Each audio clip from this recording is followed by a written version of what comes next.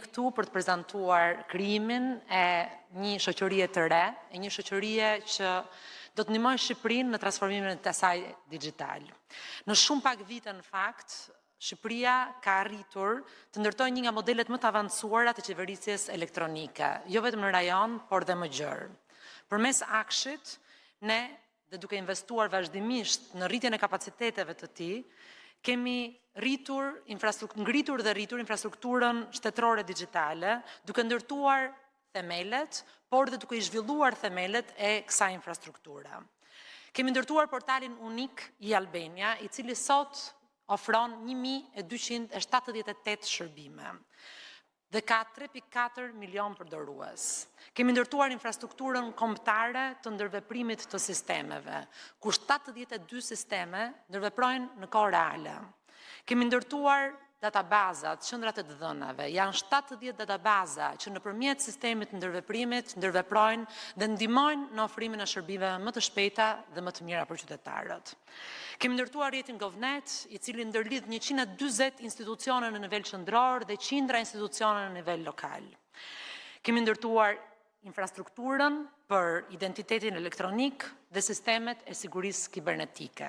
Janë mbi 50.000 individ dhe 118.000 biznese që sot operojnë në kohë reale, duke i bërë shërbimet e tyre nëpërmjet nënshkrimeve elektronike.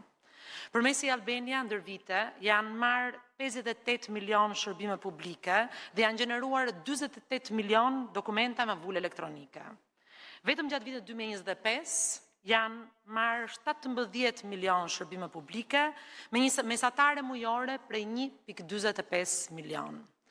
I thash këto, jo për të dhënë statistika dhe jo për të treguar vetëm punën e jashtëzakonshme që Akshi ka bërë ndër vite, por këto janë të gjithë element që shkojnë në kursimin e kostos për qytetarët dhe për biznesës.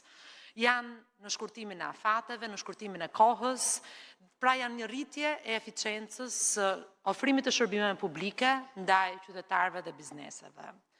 Digitalizimi dhe ndërveprueshmëria e plotë të shërbimeve publike kanë kursyer 620 miliard lek për shoqërinë shqiptare, duke eliminuar tarifat për shërbimet elektronike, rrugën, radhët dhe kohën e nevojshme për marrjen e dokumentave. Por ndoshta më e rëndësishmja, transformimi digjital nuk ka sjellë vetëm efikasitet dhe reduktim të kostove. Transformimi digjital ka sjellë më shumë transparencë dhe më pak korrupsion.